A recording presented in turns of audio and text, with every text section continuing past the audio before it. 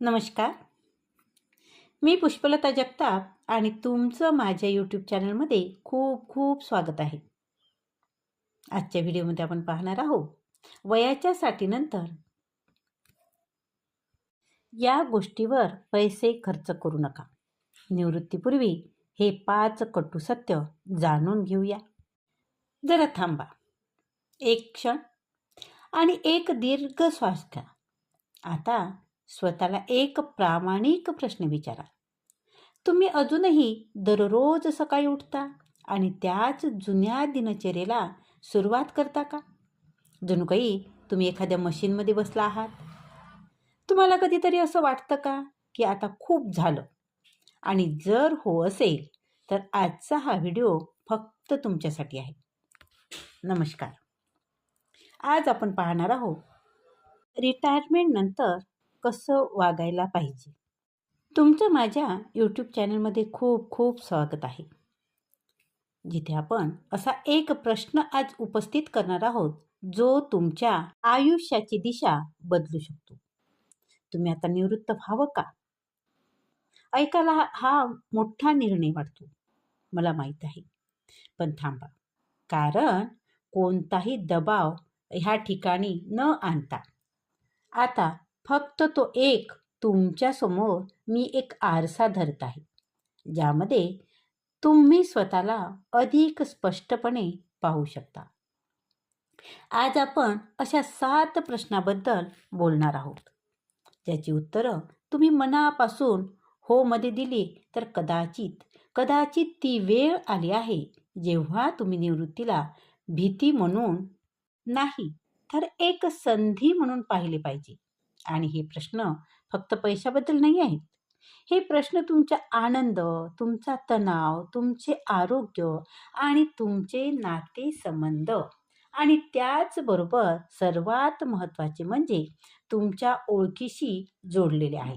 कारण सत्य हे आहे की प्रत्येक व्यक्तीच्या आयुष्यात एक वेळ येते जेव्हा त्याला थांबून विचार करायला हवा की तो आयुष्य जगत आहे की फक्त निभावत आहे. चला, कोणत्याही विलंबाशिवाय त्या पहिल्या प्रश्नाकडे वळूया, जो खूप काही सांगतो. तुम्हाला दररोज सकाळी उठून तुमच्या बॉससाठी किंवा तुमच्यावर जो अधिकारी आहे त्यांच्यासाठी, तुम्हाला सकाळी उठल्यानंतर तुमच्या बॉससाठी काम करण्याची इच्छा होत नाही का? आता तुम्ही विचार करू शकता, अरे यात काही मोठी गोष्ट आहे, असं कधीतरी प्रत्येकालाच वाटतं. पण फरक आहे कधीतरी आणि दररोज, यात फरक असतो.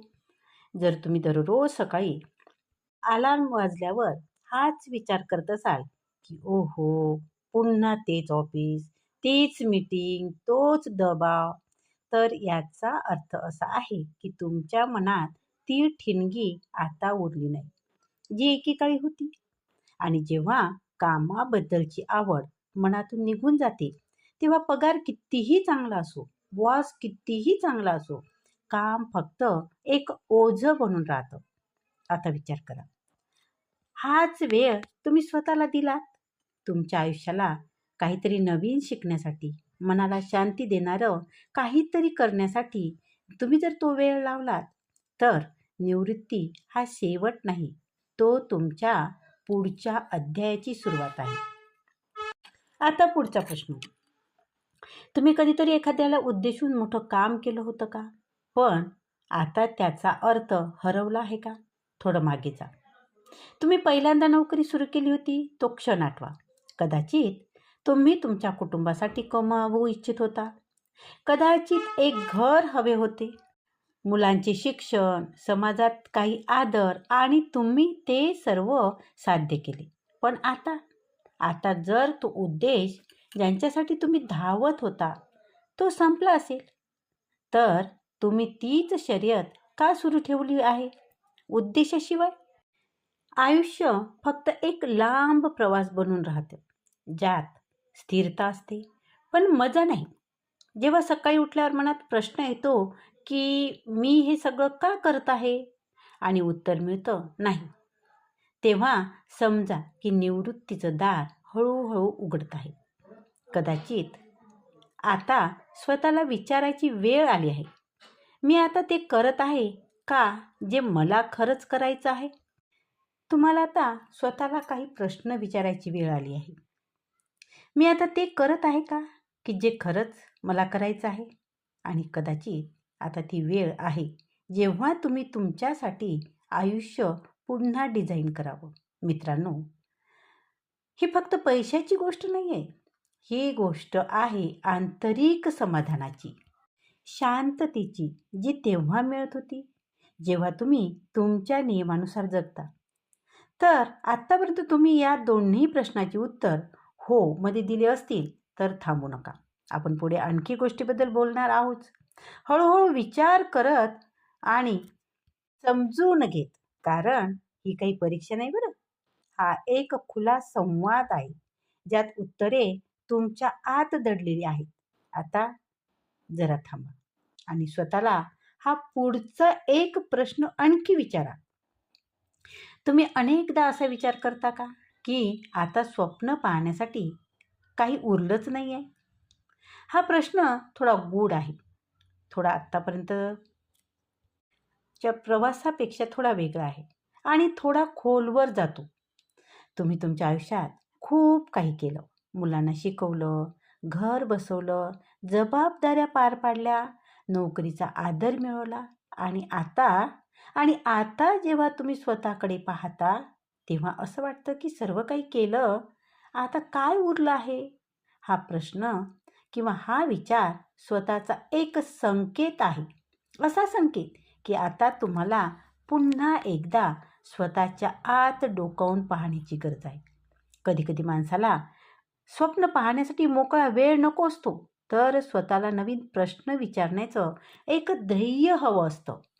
जसे की तुम्हाला पुन्हा एकदा जुना छंद जगायचा आहे का? तुम्हाला एखादं पुस्तक पूर्ण करायचं आहे का? तुम्हाला एखाद्या गावात शाळा बांधायची आहे का? किंवा तुम्हाला मुलांना शिकवायचं आहे का? पहा, स्वप्न फक्त तारुण्याची गोष्ट नसते. स्वप्न वय पाहत नाही, ते फक्त तुमचं हृदय पाहते की ज्यात अजूनही काहीतरी धडधड बाकी आहे. जर तुम्ही दररोज असा विचार करत असाल की आता काहीही नवीन उरलं नाही, तर तर कदाचित तुम्हाला जगण्याची पद्धत बदलण्याची गरज आहे बरं. आणि निवृत्ती तुम्हाला हेच देते. कोणत्याही डेडलाईनशिवाय, कोणत्याही बॉसशिवाय स्वतःशी जोडण्याची एक नवीन संधी तुम्हाला देत असते. आता आणखी एक प्रश्न विचारू, जो कदाचित सर्वात कटू आणि सत्य समोर आणतो. तुमचं आरोग्य. तुमचे आरोग्य आता हळूहळू तुम्हाला काहीतरी सांगू इच्छित आहे. हा तो प्रश्न आहे ज्याच्याकडे आपण अनेकदा दुर्लक्ष करतो. थोडा थकवा आला आणि आपण म्हणतो काही हरकत नाही, सवय आहे. कंबर दुखली की म्हणतो वाढत्या वयाचं लक्षण आहे. रक्तदाब, मधुमेह, निद्रानाश सर्व काही चालते. कारण कामाचा दबाव आहे, जबाबदारी आहे, वेळ नाही. पण विचार करा, जर शरीर दर महिन्याला तुम्हाला संदेश पाठवत असेल तर त्याचे दुर्लक्ष करणे तुमचं शहाणपणाचं लक्षण आहे का? कदाचित नाही. जर तुम्हाला असं वाटू लागलं असेल की पूर्वीची ऊर्जा राहिली नाही, किंवा तुम्हाला डॉक्टरकडे गेल्यानंतर डॉक्टर वारंवार तुम्हाला सांगत असतील की आराम करा, तर ही तुमच्यासाठी एक हाक आहे, एक विनंती आहे की आता आता स्वतःसाठी जगण्याची वेळ आलेली आहे. निवृत्तीचा हाच अर्थ आहे. हा काही भित्रेपणा नाही आहे, कोणती हारही नाही आहे, कोणताही पराभवही नाही आहे. हे आहे स्वतःच्या शरीराचं तुम्ही ऐकणं सगळ्यात महत्त्वाचं असतं. आपल्या आत्म्याच्या शांत हाकेला ओळखणे. कारण आता जर तुम्ही तुमच्या आरोग्याची काळजीच घेतली नाही, तर तर नंतर पश्चाताप करायची वेळ तुमच्यावर येणार आहे, नाही का? आणि ती वेळ यावी नाही म्हणून तुम्हाला ते ऐकणं जरुरी आहे. तर मग चला पुढे आत्तापर्यंतच्या 4 प्रश्नामध्ये जर तुम्ही स्वतःला कुठेही हो म्हणताना पाहिलं असेल, तर तुम्ही एकटे नाही आहात. खूप लोक याच वळणावर उभी आहेत. संकोचामध्ये, गोंधळात, पण विश्वास ठेवा, प्रत्येक मोठा बदल एका छोट्या प्रश्नाने सुरू होतो आणि हाच प्रश्न तुम्हाला तुमच्या पुढच्या प्रवासासाठी घेऊन जाऊ शकतो. आता आता जरा त्या लोकांना आठवा जे तुमच्या सर्वात जवळचे होते. तुमचे जीवनसाथी, तुमची मुले, जुने मित्र, बहीण, भाऊ किंवा ते शेजारी ज्यांच्याशी कधीतरी मनापासून गप्पा होत होता. आणि आता आता स्वतःला विचारा, तुमची साथी, मुले किंवा मित्र अनेकदा असे म्हणतात का की तुम्ही स्वतःसाठी वेळच काढला नाही? हे ऐकायला थोडं कठीण आहे, नाही का? बरोबर ना? पण कुठेतरी हेच सत्य आहे. आपण संपूर्ण आयुष्य कोणत्या ना कोणत्या जबाबदारीत घालवलं आहे. आधी नोकरी, मग मुलांचं शिक्षण, नंतर घराचे हप्ते, नात्यांची दुरुस्ती आणि या सगळ्यात जो सर्वात मागे राहिला तो होता आपण स्वतः, नाही का? किती वर्ष झाली हो तुम्ही कोणत्याही टेन्शनशिवाय दिवसभर फक्त तुमच्या इच्छेनुसार तुम्ही वेळ घालवला आहे? घड्याळ न पाहता, फोनच्या रिंगटोनच्या भीतीशिवाय फक्त आनंदासाठी जगला आहात. आणि हे फक्त तुमच्यासाठी नाही, तुमच्या जवळच्या लोकांसाठीही आवश्यक आहे. कारण जे लोक तुमच्यावर प्रेम करतात ना, त्यांना हवे आहे तुम्ही, आणि तुम्हीही त्यांच्यासोबत असावं असं त्यांना वाटतं. जसे तुम्ही पूर्वी होता, मोकळ्या मनाने, हसत, काळजीशिवाय. आणि निवृत्ती तुम्हाला ती संधी देते आहे तुमच्या लोकांसोबतचे नाते पुन्हा जिवंत करण्याची, तुमच्या नातवंडांना गोष्टी सांगण्याची, तुमच्या साथीदारासोबत जुने अल्बम पाहण्याची आणि मित्रासोबत एक लांब चहावर गप्पा मारण्याची. आणि आता आहे पुढचा प्रश्न, जो थोडा जास्त व्यावहारिक आहे बरं, पण तितकाच महत्त्वाचा. तुमच्याकडे ते आर्थिक पाठबळ आहे का, ज्यामुळे तुम्ही पुढची 10-15 वर्ष तणावाशिवाय जगू शकता? आता हा प्रश्न थोडा वेगळा आहे, नाही का? कारण यात भावना नाही, गणित काम करते इथे. तुम्ही इतके वाचवले आहे का की आता तुम्हाला दर महिन्याच्या पगारावर अवलंबून राहावे लागणार नाही? तुमच्याकडे कोणतीही गुंतवणूक आहे का? एफ-डी असेल, भाड्याचे उत्पन्न असेल, पेन्शन किंवा कोणताही इतर विश्वासार्ह उत्पन्नाचा स्रोत? कारण जर उत्तर हो असेल तर अभिनंदन आहे बरं तुमचं. तुम्ही तुमच्या जबाबदाऱ्या चांगल्या प्रकारे पार पाडल्या आणि आता त्या फळाचा तुम्ही आस्वाद घेण्याची वेळ आली आहे. निवृत्ती तोपर्यंतच भीतीदायक वाटते जोपर्यंत आपल्याकडे स्पष्टता नसते. पण जर जर तुमच्याकडे एक मजबूत योजना असेल तर ही भीती नाही राहत, स्वातंत्र्य बनून जाते ती. जर तुम्ही हप्ते संपवले असतील, जर मुलांचे शिक्षण पूर्ण झाले असेल, जर आरोग्य विमा असेल, तर तुम्ही स्वतःला अशी एक भेट देऊ शकता जी पैसा खरेदी करू शकत नाही. ती आहे मानसिक शांती. आता विचार करा, जर तुमच्या आयुष्यात आता नात्यासाठी वेळ आहे आणि तुमच्याकडे पैशाची चिंताही नाही आहे, तर तुम्हाला का थांबवत आहे? फक्त एक गोष्ट, ती म्हणजे निर्णय. आत्तापर्यंत तुम्ही कोणत्याही प्रश्नाचे उत्तर मनापासून हो मध्ये दिले असेल तर आता या शेवटच्या प्रश्नावर थोडं थांबून खोलवर विचार करा. तुमच्या आयुष्यात अजूनही ती उत्साह बाकी आहे का, जी जगून तुम्हाला शांती आणि उद्देशाची जाणीव होईल? कारण पहा, निवृत्ती म्हणजे फक्त काम सोडणं नाही, ही एक संधी आहे काहीतरी नवीन करण्याची, काहीतरी असे जे नेहमीच तुमच्या मनात होते पण वेळ मिळाला नाही. कदाचित तुम्हाला नेहमीच चित्रकला करायची होती, कदाचित तुम्हाला एखाद्या डोंगराळ गावात राहून पुस्तक लिहायचं होतं, किंवा एखाद्या रुग्णालयात विनाशुल्क तुम्हाला सेवा द्यायची होती. प्रत्येकाच्याच मनात एक लपलेलं स्वप्न असतं, जे कधीतरी नोकरीच्या शर्यतीत दाबले जाते किंवा जबाबदारीच्या गर्दीत हरवले जातं. पण आता आता तुमच्याकडे त्याला पुन्हा शोधण्याची संधी आहे. त्याला पूर्ण होसात जगण्याची आता एक संधी तुमच्या. जर तुमच्या आत अजूनही काहीतरी असे आहे जे तुम्हाला जिवंत असल्याचे जाणवते, तर तोच तुमचा पुढचा मार्ग आहे. निवृत्तीला सुट्टी समजू नका, असे समजा की तुम्ही एक जुने पुस्तक बंद केले आहे आणि आता एक नवीन पुस्तकाची पहिली ओळ तुम्ही लिहिणार आहात. आता तुमचं पुढचं करिअर काहीही असू शकते. कोणताही नवीन व्यवसाय, स्वयंसेवा, प्रवास, फोटोग्राफी, बागकाम किंवा संगीत. आता तुम्ही अशा वयात आहात जिथे अनुभव आहे, जिथे समज आहे आणि सर्वात मोठी गोष्ट म्हणजे आता कोणताही दबाव राहिलेला नाही.